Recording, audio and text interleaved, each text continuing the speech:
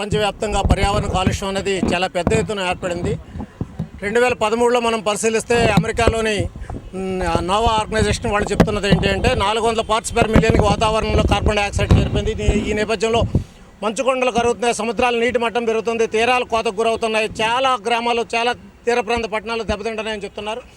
వందలాది గ్రామాలు వందలాది పట్టణాలు ఈరోజు దెబ్బతినే పరిస్థితి ఉంది. ఈరోజు ఆసియాలోనే కాదు, చైనాలో కాదు, మొత్తంగా ప్రపంచవ్యాప్తంగా తీర ప్రాంతంలో ఉన్న అనేక ప్రాంతాలు కోతకు గురవుతున్నాయి. అలాగే సముద్రంలో ఉన్న దీవులు మాయమవుతున్నాయి. ఈ నేపథ్యంలో సముద్రాల నీటి మట్టం పెరగకుండా ఉండాలంటే, మంచుకొండలు కరగకుండా ఉండాలంటే కార్బన్ డైఆక్సైడ్ విడుదలలో ఆగాలి అన్నది మన డిమాండు. ఈ నేపథ్యంలో ప్రపంచవ్యాప్తంగా ఈరోజు కార్బన్ డైఆక్సైడ్ విడుదలను ఆపాలని చెప్తూ పెద్ద ఎత్తున క్యాంపెయిన్ అన్నది జరుగుతుంది. ఆ క్యాంపెయిన్లో భాగంగా మనం కూడా ఫైట్ చేస్తూ ఉన్నాము. అలాగే పర్యావరణ కాలుష్యం వల్ల ఎక్కువగా మహిళలు, పిల్లలు, గర్భస్థ శిశువుల ఆరోగ్యం దెబ్బతింటుంది.